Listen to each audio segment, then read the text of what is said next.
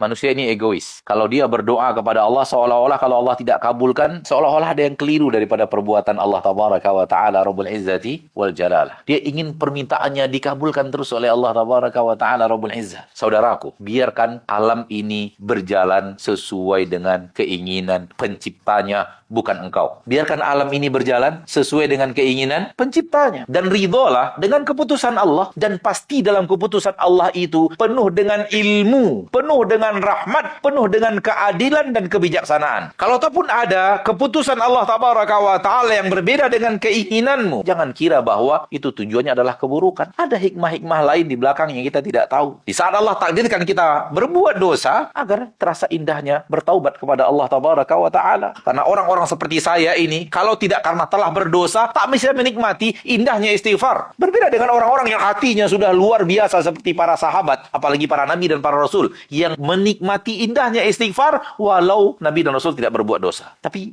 iman seperti saya dan kita mungkin, wallahu alam, saya tidak tahu, tidak bisa menikmati indahnya istighfar kalau kita tidak melakukan dosa. Dan soal dosa kita terjatuh lagi, setelah kita bertaubat terjatuh lagi, setelah kita bertaubat terjatuh lagi, setelah kita bertaubat terjatuh lagi, memang itulah bukti bahwa Anda masih manusia. Kalau ingin setelah bertaubat tak pernah lagi berbuat salah, sudah nggak manusia lagi, sudah masuk alam malaikat. Oleh karena itu Nabi SAW mengatakan, sekiranya kalian ini tak pernah lagi berbuat dosa. Hadis sahih dari Imam Muslim, sekiranya kalian ini tak pernah lagi berbuat dosa, Allah akan hancurkan kalian. Allah akan sirnakan kalian dari permukaan bumi ini. Allah akan datangkan kaum lain selain kalian yang mereka berbuat dosa, lalu mereka minta ampun kepada Allah, lalu Allah ampuni mereka. Maka fitrah manusia juga terjumus ke dalam kesalahan. Kecuali orang-orang yang dijaga oleh Allah dari kesalahan, karena Allah ingin mereka menjadi suri tauladan manusia. Maka kalau kita bukan itu, pasti bukan itu, maka nikmatilah fitrah sebagai seorang manusia. Saya inginnya lepas dari semua itu. Itu inginnya Anda. Sementara inginnya Allah, Anda bisa menikmati permintaan